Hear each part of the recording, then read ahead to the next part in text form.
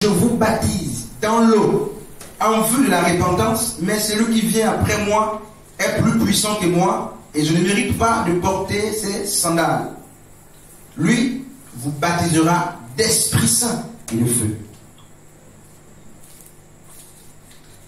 Et dans Éphésiens 4 et 5, Paul Mahan nous a dit qu'il n'y a qu'un seul baptême. Et pourquoi j'ai pris le mot grec?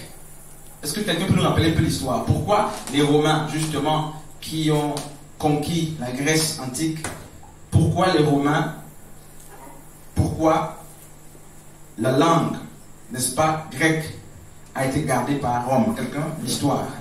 Pourquoi? Pourquoi? Homme de Dieu, femme de Dieu, chantre. Parce que Rome, la langue officielle, c'était le latin, normalement. Et pourquoi ils vont garder? Ben en fait, lorsque les Romains ont conquis la Grèce, qu'est-ce qui va se passer? Ils vont garder le grec comme étant la langue administrative. Donc la langue d'écriture va rester le grec. Il faut faire ces choses, c'est très important. Et donc, nous avons aujourd'hui pratiquement des Bibles traduites en grec. Mais très peu de personnes ont des Bibles avec les versions hébraïques, par exemple. Alors que Yeshua était juif, il parlait soit l'araméen qui est une langue importée, soit l'hébreu. Voilà les deux choses. Soit l'hébreu, soit l'araméen. Et ça fait que ces auteurs du 1er siècle ne peuvent écrire que dans leur propre langue, l'hébreu ou l'araméen. Mais on nous ramène justement les mots en grec. Et donc il y a un problème, alors que le grec ne connaît pas, n'est-ce pas, baptiso. Ça c'est l'expression des Hébreux. Les Grecs disent pas de quoi. Les Hébreux ont aussi leur mot pour parler du baptême. N'est-ce pas, homme de Dieu? Donc je disais, Matthieu chapitre 3. Frère, quel micro? Ok, je vais lire. Moi, je vous baptise d'eau en vue de la repentance, mais celui qui vient après moi est plus puissant que moi, et je ne mérite pas de porter, n'est-ce pas, ces sandales. Lui vous baptisera d'Esprit Saint et de feu. Quand il vient, Jean-Baptiste, lorsque vous prenez la Bible, n'est-ce pas, la version hébraïque, je ne sais pas si quelqu'un a ça, là on va fouiller sur place. Maastrid, homme de Dieu, vous n'avez pas dans votre téléphone. Ok, allez faire les recherches. Baptiso. Donc, les Hébreux. Donc, je fasse ça. Alors que les Grecs parlent du baptême, Westcott et Hort, n'est-ce pas, en 1881, vont restreindre le mot baptême à submerger, plonger et immerger là. Et ça fait que tous ceux qui naissent là suivent ce chemin. Les Hébreux, itbil, le mot c'est itbil, le verbe itbil renvoie à quoi? Regardez ce que ça donne. Plonger partiellement. Alors le problème.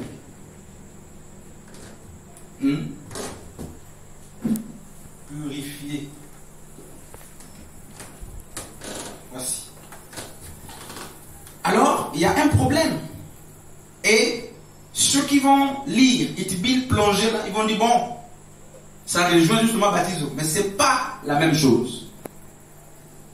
Et qu'est-ce qui devait être plongé partiellement? C'est quoi partiel, le contraire de partiel, sœur Marie? Partiel. Le contraire de partiel, c'est quoi? Total. Voilà. Je sais que c'est l'école aussi, hein, faut pas. C'est différent de total. Donc, c'est ça le problème. Les Hébreux disent le baptême d'eau. Ça, c'est le baptême d'eau. Le baptême d'eau, c'est plonger partiellement. Un homme de Dieu, plonger partiellement. Les éveillés, les églises indépendantes, plongent totalement les gens. Nous tous. Amen. L'abondance. Tu dis l'abondance. L'abondance d'eau. D'eau. Alors, il y a un problème. Les gens n'acceptent pas ces choses-là. Mais on va vérifier tout petit à petit pour comprendre la vérité et où on s'est planté. Il dit il se plonge. Donc quand Jean le Baptiste, parce que le baptême faisait partie, donc, n'est-ce pas, c'était la chose la plus pratiquée avec Jean. Donc son ministère était relié au baptême, la repentance et le baptême. Lui, quand il parlait, il dit, moi je vous baptise d'eau, mais celui qui vient après moi vous baptise. Il parle parce que c'est un juif. C'est un juif. Et donc Paul dans Éphésiens 4, 5 dit un seul baptême. Jean dit à deux. N'est-ce pas? Jean de ce cas. Oui. Jean dit dans Jean, je disais, Matthieu 3, verset 11. Deux baptêmes. Eau et Saint-Esprit. Jean dit, je vous baptise d'eau. Moi, je vous baptise d'eau. Mais celui qui vient après moi vous baptise du Saint-Esprit. Donc, Jean administrait un baptême qui était la préfiguration du vrai baptême. Hein, homme de Dieu? Non.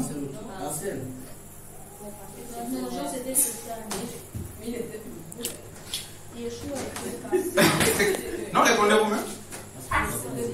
C'est partiel.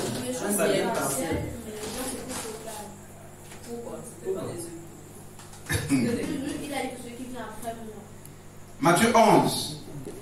Deux baptêmes. Jean dit, lui, c'est l'eau qu'il utilise.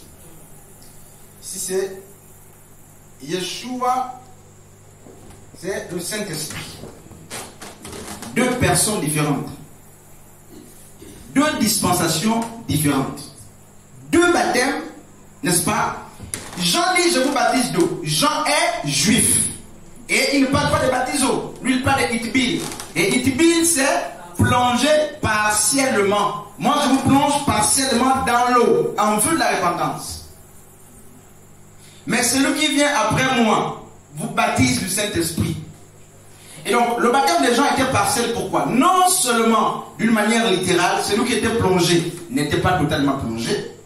Deux, celui qui recevait le baptême du Saint-Esprit de Jean-Baptiste n'avait même pas le Saint-Esprit.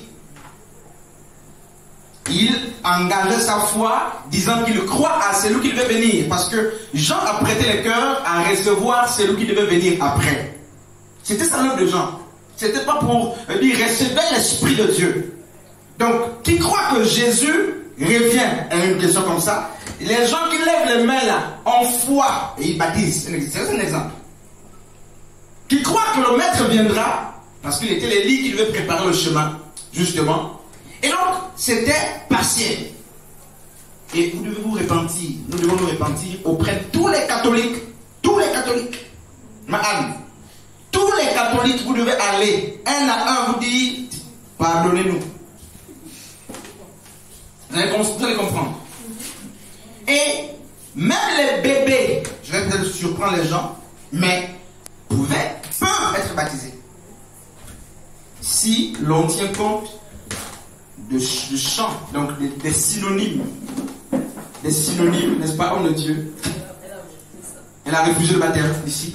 Donc si on tient compte,